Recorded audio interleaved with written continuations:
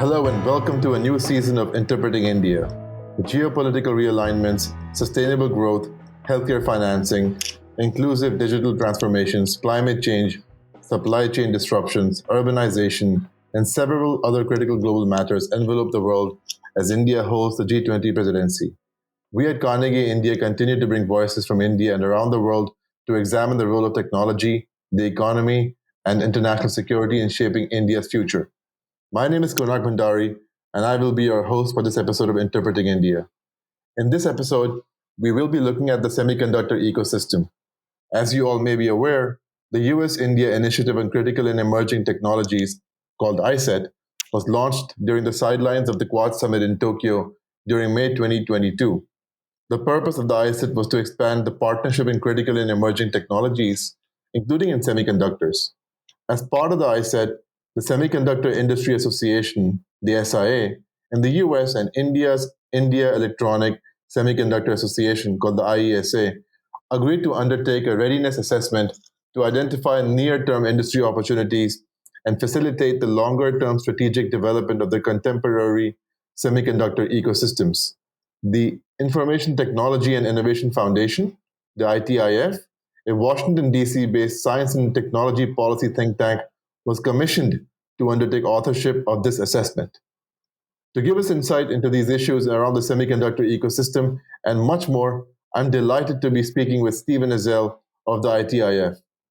Stephen is Vice President for Global Innovation Policy at the ITIF and the Director of ITIF's Center for Life Sciences Innovation. He also leads the Global Trade and Innovation Policy Alliance. His areas of expertise include science and technology policy, international competitiveness, trade, and manufacturing. Stephen is also the co-author of Innovating in a Service-Driven Economy, Insights, Application, and Practice, as well as Innovation Economics, The Race for Global Advantage. Stephen, welcome to Interpreting India. Thank you, Konark.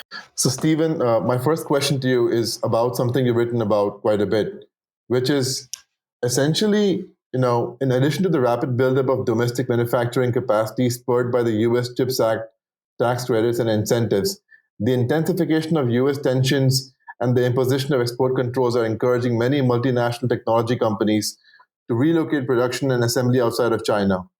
Now, my question here is, given all that has happened in the last 5-6 months, especially with regard to American companies thinking about possibly offshoring to India or thinking about opening R&D centers, do you think the recent announcements made by Micron, AMD, Applied Materials, and Lam Research, especially when it comes to their India operations, reflects the start of a trend to gradually move some operations to India? Well, Konark, that's a great question. And I think its answer involves two parts. The first part of your question, really is about, is there a move out of China by foreign multinational corporations? And I think that there is increasingly strong evidence of this. The U.S. Chamber of Commerce in China, their annual report at the start of this year noted, quote, nearly twice as many U.S. companies cut their investments in China in 2022 as opposed to the year before.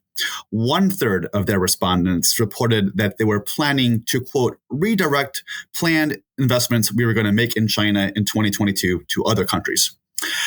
So combining, obviously, the geopolitical tensions with the continuing COVID-19 lockdowns in China, as well as the reality that manufacturing labor costs have substantially risen in China in recent years, I think we are beginning to see a broader shift, at least to a China plus one strategy on the part of multinational corporations. And they're certainly looking at alternative sources of production and supply outside of China.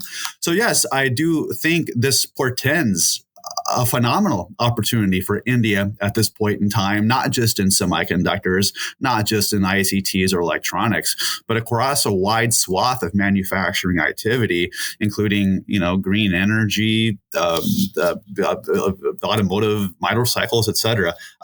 It's a real opportunity. And yeah, so you mentioned the recent announcements made in the semiconductor sector, specifically from Micron, AMD, Applied, Lam, et cetera.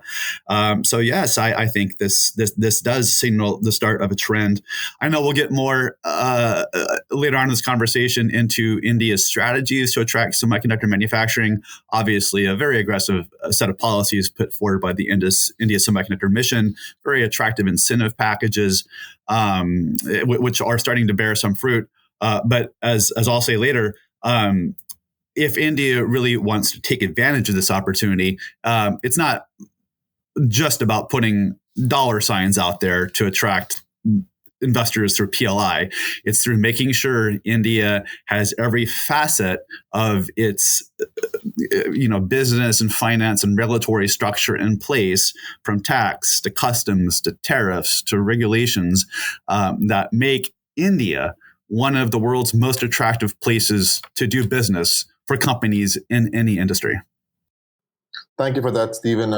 You spoke briefly about the Indian Semiconductor Mission, and I think my next question is going to sort of probably speak to its role in guiding investments into the Indian semiconductor ecosystem. Something which I would like to bring up to the notice of our audience here is that the U.S. Chips and Science Act essentially includes a $500 million fund, which is called the Chips for America International Technology Security and Innovation Fund, also the ITSI fund. Now, in your recent interim report on semiconductor readiness assessment for India, it was noted that a not so insignificant share of these funds should be allocated to partnerships with Indian stakeholders and, of course, possibly other Quad Nation partners as well. Now, the key question is, Stephen, how do you think these funds can be utilized? Well, I think optimally these funds can be used for education and for setting up kind of shared test bed prototyping infrastructures. So, for instance, in the interim report we delivered in June for the iCET, we noted that one thing this CHIPS money could do among Quad Nation partners is to support both design and foundry interest by establishing a joint prototyping testbed foundry that could be used as a way to validate innovative chip designs. Because what happens now, especially when we look at the design element of semiconductor production, you have all these innovative companies in Silicon Valley and India, all around the world, and they come up with an innovative chip design. But you got to get it printed. You got to get it fabricated. So what do? Well, you call the leaders, you call TSMC or Intel and say, hey, can you print this chip for us? And they say, well, what's your production run? Like, well, it's just, we're testing it.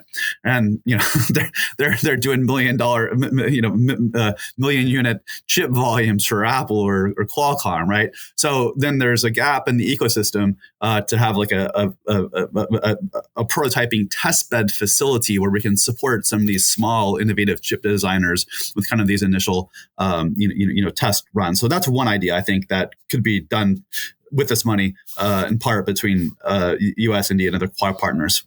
Another set of recommendations we have is to stand up a world-class research and development center and test and characterization facility for the development of embedded systems and semiconductor products.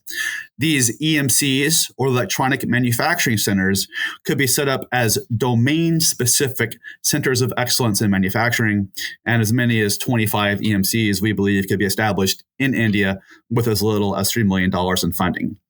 Other uses of this money could be to develop a comprehensive cross-country semiconductor supply chain value map and to work on joint curriculum development in advanced electrical engineering, computer engineering courses, and support student exchanges between the U.S. and India at the master's and PhD levels in relevant engineering fields. So I think a lot that can be done if this money is put to good use. So, Stephen, you mentioned towards the end of your answer something about a cross-country semiconductor value map. And that leads me to my next question, which is essentially about friendshoring, which is this term which has been coined in the last couple of years about like-minded countries coming together in the supply chain, be it for semiconductors or be it for other components and electronic materials as well. Now, my question here is, how will semiconductor companies make up for the shortfall in revenue resulting from restrictions on exporting advanced semiconductor equipment to China. The thing is that the Chinese market represents around $300 billion in revenue for a lot of the semiconductor companies. And India is currently at the moment not quite at that level when it comes to export potential to India. India is expected to have an $80 billion market for semiconductors by 2026. And this will probably at that point in time represent less than 10% of the global market share, which is expected to be around $1 trillion by 2030. So my question here is, how do India and like-minded nations that seek to band together under a friendshoring initiative, be it the iCET, be it the Chip for Alliance, which India is not a part of, or the EU, India, and the US, EU Trade and Technology Councils, how will all these friendshoring initiatives fill this void? It's a very important, difficult question. But if we're going to crack this nut, I think we have to be thinking about the challenge at a much higher geopolitical and geostrategic level. So the reality today is that 36% of U.S. semiconductor sales go to China. But the broader, and by the way, China accounts for 40% of global ICT and electronics production today. But the reality is that in 2003, China only accounted for 8% of global high-tech output, including in ICTs.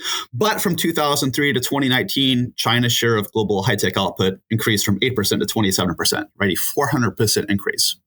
Similarly, if we look at each year of the 1970s, India's economy was 2/3 more productive than China's over that decade. Over the past decade, China's economy has been 2/3 more productive than India's year over year. The point I'm trying to make is that we take the situation today as a fait accompli, as the way it is. But it doesn't have to be that way. And I say this because the way we have to deal with this challenge is to imagine a world where in a decade we can say, only 10 to 15% of America's semiconductor sales have to go to China because we are making ICT and electronics goods in other parts of the world. So many of the semiconductors sold into China today are not for the final use in China, but they're for incorporation into a device like a smartphone that is exported out to the rest of the world. If we are making those smartphones, those tablets, those laptops, those mouses, those iPads, those AI devices, whatever, in democratic, like-minded countries in South Africa, in South America, in Africa, in India, in Southeast Asia, then that's how we solve that problem. So I think what many people miss in this whole friendshoring thing is that they're seeing what they mean by friendshoring is they're looking at value chains. They're looking at where's the production coming from. But the real question isn't that. The real question is where's the final demand going to come from, right? So where are we selling these things in ultimately? So if we can bring, 1.3 billion well-off Indian consumers into the global economy, millions more from South America, then we solve both sides of this equation. So not just where it's produced, it's where it's consumed. And we have much more of this happen in free societies because that drives the economic growth we need, the market growth we need, and then we broadly decrease our dependence on China. That's the only way to circle this square. Stephen, that's a great answer. I'll just add on to this in the form of a question. The thing is that in the next few years, there may not be a potential alternative to China. Yes, these friendshoring initiatives are all, basically just that, initiatives. And I think these are attempts to gradually sort of onshore certain parts of the value chain back to different countries. But in the meantime, until that happens, how do these companies, which have sort of been hit by the US export controls and sort of been prevented from selling to China, how will these companies plow money into their R&D activities? The thing is that these companies, once they stop selling to China, may not be able to make it back to China. The reason I say that is because there have been news reports how SMIC in China has now managed to make 7-nanometer chips using DOV machines, and the recent launch of the Huawei Mate 60 Pro shows that other local suppliers may have managed to fill in the gap vacated by American suppliers. So the question is, in the meantime, how do these companies, American companies to be specific, plow the money which they would have gotten, but now which has been foregone into R&D activities? Well, I think my answer to that question is going to be an extension to your previous question. Because here is the fundamental long-term reality. We just said 36% of U.S. semiconductor industry sales go to China. The CCP wants that number to be 0%. The number of Boeing or Airbus airplanes China wants to buy is 0%. The number of robotics, of machine tools, of solar panels, of wind turbines. China, in our view at ITIF, fundamentally seeks an economic strategy of autarky, meaning domestic self-sufficiency in all advanced technology industries, of course, while still having unfettered access to global markets for its exports, right? So in our view, broadly, if you look at the evolution of China's economic strategy over the past 30 years, we contend that it has evolved from an initial attraction strategy under Deng Xiaoping, the 1980s, especially trying to attract the foreign investment. As China got more of it, got more of kind of a center of gravity for market demand, it entered what we called a compulsion phase, meaning it would start to say to companies, okay, if you want to sell into China, then you have to transfer technology. You have to transfer intellectual property. You have to produce here as a condition of market access. This was in China called trading technology for market. But what we're seeing now is a move from attraction to compulsion to expulsion. So now when China has a satisfactory domestic competitor in a certain marketplace, it starts to expel the foreign competitors. And a great example of this is what was called in China the DIOE strategy. And this meant D Intel, D Oracle, and D EMC, which was like a enterprise solutions provider. So once China's got a domestic player, it starts to kick the foreign companies out. So what I'm trying to say is, I think foreign players have to understand that China is actively wanting to decrease their ability to sell into this marketplace over time and to develop long-term strategies to be prepared for that reality. Now, coming back to the present, because you rightfully say that, yes, just like any advanced technology industry, right, in the life sciences, it's the profits from a cholesterol or a diabetes drug that companies earn that they can then reinvest into future generations of innovation to solve a cancer or COVID-19. So just the same in the semiconductor industry, it's the profits from the 14 nanometer fab that beget the money to invest in the 7 nanometer and the 3 nanometer, the 2 nanometer. So the reality is companies have to earn revenues to invest in future generations of R&D. And again, the only way out of this box is if we're creating other markets outside China that these companies long-term can sell into to get the revenues to reinvest in R&D. The other side of the equation would be to continue to work with like-minded countries to prevail upon China that as a member of the World Trade Organization, they have committed to other countries and the rest of the international community that they will conduct their economic affairs in accordance with the foundational WTO principles of rules-governed market-based trade in adherence with the fundamental principles of national treatment, reciprocity, and non-discrimination. That was the deal, right? You join the WTO, you have access to global markets, but you give foreign companies the right to compete in your market on non-discriminatory terms. If that's not going to be the case, then I think that we're in for a disruptive period in the global economy. All right. One of the things India has been trying to get up and running is a fabrication ecosystem in India when it comes to semiconductors. These companies which have announced plans to invest into India have focused on the end of assembly and packaging and chip design and workforce training. But something which is not there, which at the moment at least is something which is an investment in a fabrication facility. Now, what do you make of arguments which are often put forth by certain experts that, fabrication facility is too ambitious, India should start off with ATMP facilities to begin with? Do you see these as valid arguments? Is the accomplishment of setting up an ATMP facility and a fabrication facility mutually exclusive? Konark, my view is that no, the goal of attracting investment in assembly, test, and packaging, or in fabrication, these are not mutually exclusive. You can walk and chew gum at the same time. These can happen together.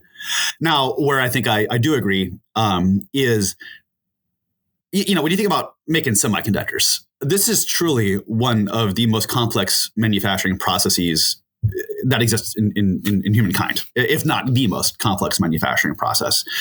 The newest fabs that are coming online, the 2-3 nanometer stuff, these are $30 billion investments, right? Now I know for legacy stuff, 28, 56, that's not, the price tag for that is single digit billions. Point I'm trying to make is I do think there's an argument to be made, and perhaps that exists among the multinational corporations in this sector, that India's ability to effectively operate an ATP facility, it represents a proof point. It represents a first step. Show us you can do that. That all works well. Then we have a lot more confidence that we can make these types of investments for a much more expensive semiconductor fab in India. So I don't think they're exclusive, but I do think there is perhaps sentiment in the community that show us you can do ATP, and then we'll be much more inclined to believe that you can really do the fab at the highest levels. That makes sense. So it seems almost like these investments which have been announced and how they'll be treated by the Indian government will serve as a proof of concept for any further investments down the line. Okay. Tip of the spear argument, yeah. Right. Okay. Just one more thing now, moving on to the issue of subsidies and financial incentives. So I know that you've spoken about tax credits being a big thing when it comes to providing incentive to semiconductor companies.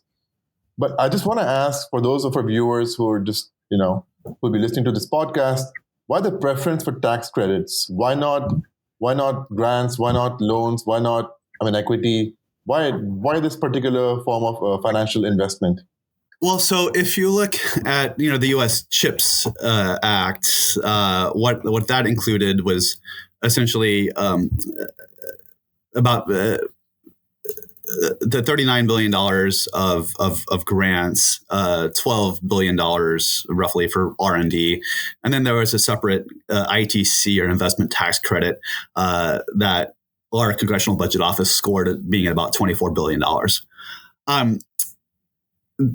The reason I think the tax credits are an attractive instrument is, with the subsidies on the $39 billion on the chip side, you got to go through a multi-year potentially application process. You don't know if you're going to get it. You don't know what amount you're going to get. You don't know who you're going to have to partner with. You don't know what the conditions are. But with an ITC, knowing that you can take a 25% credit on your investments, that's there. That's certain. You can go and start putting the shovel in the ground tomorrow, immediately, not having to wait a year or two and go through that process. You can move immediately with certainty that money is going to be available to you, and that makes a big difference for the finances and the shareholders of these companies, et cetera. Also, I think again, we talked about very large investments, multi-billion dollars. These aren't insignificant financial undertakings for companies, right? So if you have that certainty that, I have this 25% credit, that's just, and I know it's there, I know I can get it immediately, then that's just much more certain, at least the way our financial and taxation system works in the United States. Now, in India, listen, as I said before, a lot to like, with the PLI, the production linked incentive scheme. With Micron, the investment they're going to make in the ATP, it sounds, as I understand, that as much as 50% of that investment might be written off by the federal government, maybe 20% more by the relevant state. So you get 70% up front. That's a wonderful deal for Micron to take. And it does achieve that tip of the spear argument. But the problem with this, right, is it's not sustainable. Right, you get one, you get two. That money runs out fairly quickly. India doesn't just need one or two shiny objects. It doesn't need a couple of Lamborghinis in the garage. It needs a whole ecosystem that's deep and broad and sustainable over time. And just throwing dollars at the problem doesn't get you there. But the tax credit, that it is throwing dollars. I agree, but it can be an even level playing field instrument that all companies can take, and I just think it's worth more countries considering it more seriously. Well, I guess the issue of tax credits has not really gotten sufficient attention here in India, to be honest. And I think this segues into something else as well. That something we take for granted in India is that we have a robust talent pool when it comes to chip design engineers, and the government has focused on that. But for whatever reason, and I think maybe you can come in here and tell us about why this is not really taken off, there's not sufficient presence of Indian companies in the chip design ecosystem. I mean, there's this often quoted number that 30% of the global chip design talent resides in India. At the same time, India has not been able to leverage this talent pool into a viable ecosystem for local chip design. Why do you think that is? Why do you think that the local chip design ecosystem in India has lagged that of its global peers? That's an interesting question. It seems to me when I hear stuff like this, is the problem more the lack of venture capital? Is the problem more lack of just startup, founder depth? That the input side may explain part of the problem. I think another challenge, what are these chip design people? I mean, they're working for Texas Instruments, right? They're working for Intel. They're working for, large multinational semiconductor companies. And what does that matter? It matters because those companies have the relationships with the end users, right? In a lot of cases. And it's hard for any company, a startup company, to recreate those final customer relationships with the people, Qualcomm or Broadcom or whoever is using ultimately the thing itself. So maybe just part of the problem is there with the channel. It's interesting that so much chip design activity does occur, as you said, in India, but that so much of that continues to happen under the MNC house as opposed to the Indian startup house. And I would suspect it's kind of market structure factors that are somehow driving that. All right. I think this also ties into the issue of trade as well. That's often neglected. Because we spoke about subsidies, we spoke about, this has to be sustainable in the long run. You just can't offer a one-time massive subsidy and then hope that it will continue. But one argument often brought forward by observers is that India's absence from a large trade bloc like the RCEP or the RCEP is something which might be a stumbling block to India sort of getting, others to relocate their operations to India. So my issue is how significant a role does trade policy, or at least, I mean, if I may be specific here, how badly does India's absence from the RCEP hurt India when it comes to semiconductor supply chains?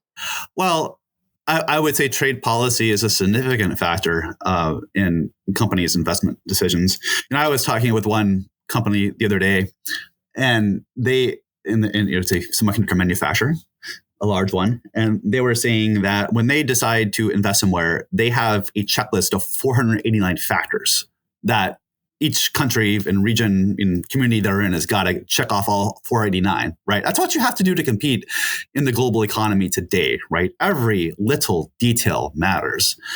And if the trade regimes a country is part of are or are not making it conducive to move parts, components, and inputs in and out of a country, yes, it's a factor. But with regard to trade policy, what I see as a significantly more significant stumbling block for India than RCEP is the Information Technology Agreement. the ITA. This is a WTO agreement that counts 82 members, and it eliminates tariffs on trade in covered iCT goods. It started in 1996. It was expanded in 2015. Now, India is a member of the original ITA, but not the expanded ITA or ITA 2. And the reality with semiconductors is we're dealing with the world's fourth most traded product. And as you know, making these things requires the movement of wafers across the global supply chain, a wide range of inputs, components, cables, boards, fiber, all this stuff, right? So the point is, if countries don't offer a zero in, zero out tariff environment to move all these things you have to move to make a semiconductor, then yes, it's going to make a country less competitive. And so, every dollar India applies on like 10% tariffs on PCBs, printed circuit boards, that's just a cost factor that companies are going to consider, and it militates against the decision to make investments in India. By the way, this is why countries that are not in the Information Technology Agreement have seen their participation in global value chains for the production of ICTs decline by 70% since the ITA entered force in 1995. If you don't offer a zero in, zero out tariff environment, you simply get circumvented in global production chains for ICT goods. So the most important thing I would counsel India to do in this regard is to join the Information Technology Agreement 2, as well as to consider joining an ITA 3. The global community is now starting to look at an expanded list of products that might be in an ITA 3. We released at ITIF a report yesterday called How an ITA 3 Can Drive a Nation's Economic Growth. And we found that if India were to join an ITA 3 alone, it could increase its economy by 2.5% over a decade. And the amount of tariffs India, the amount of tax revenue from this expanded economic growth India could realize would be more than twice as much as the tariffs it's forgone. So broadly, I would encourage India to be a more active player in these global trade agreements, whether ITA 2, 3, and as well as RCEP. But I think RCEP is less of a stumbling block than ITA. Well, yeah, with that being said, I think we'll just talk briefly about, or at least I'll segue to a different question now, which is about how this weekend India hosted the G20 event in New Delhi, and President Biden came down to India as well. And they discussed certain issues in the bilateral relationship, including the iCET. One thing which was, at least seen in the joint statement or joint declaration issued by the Indian and the Americans was that they actually took stock of all the investments announced during the June visit of PM Modi to Washington. And I'm paraphrasing here, but I think it said that they're satisfied with the progress made when it comes to the likes of Micron and AMD and Applied Materials and Lam Research. My question is, Stephen, that given that all we have discussed today on trade policy, subsidies, tax credits, and the local talent pool, how would you actually rate India's readiness to receive more investments? That's essentially what you have, done in June, and you'll be, of course, coming out with the full report soon on the readiness assessment for Indian semiconductor ecosystem. My question here is, how do you take into account that statement in the joint declaration or the joint statement, which speaks about how the progress on these investments has been satisfactory, versus what we just heard about India being sort of absent from trade partnerships, trade blocs, ITA 2? How do you possibly square that up? Well, I recently visited India doing research for this report, and one of the themes I constantly heard from Indian government officials was the commitment that they were making to move India from a country of red tape to red carpet. And I think as long as that continues to be the mindset, as long as that rhetoric is matched by reality, by action, as long as reforms continue to happen to improve the business environment, have clear, consistent, reliable taxation policy, not doing retroactive taxation, for instance, making sure that there's single window customs clearance, then yes, I think that there is a significant level of readiness in the Indian economy to become a much more active player in global semiconductor production.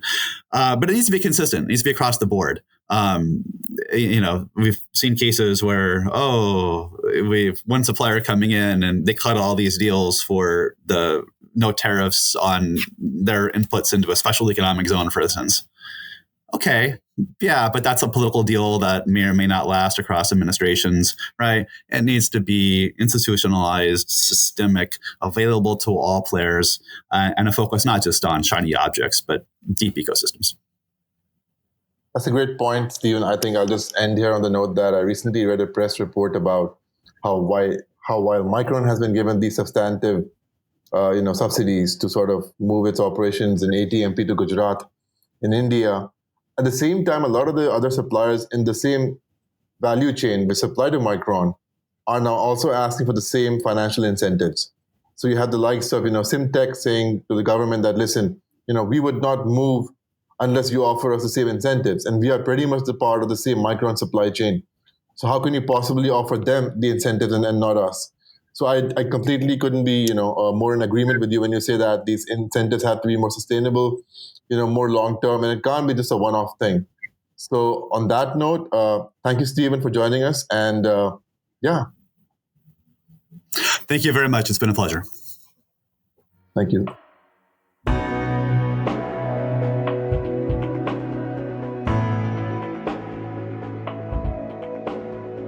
We'll be back in 2 weeks with a new episode. To make sure you don't miss it, be sure to subscribe on Apple Podcasts, Spotify, Stitcher, or wherever you get your podcasts from. To learn more about our research and team, you can visit us at carnegieindia.org. You can also visit us on Twitter, Facebook, and Instagram. Thank you for listening. See you next time.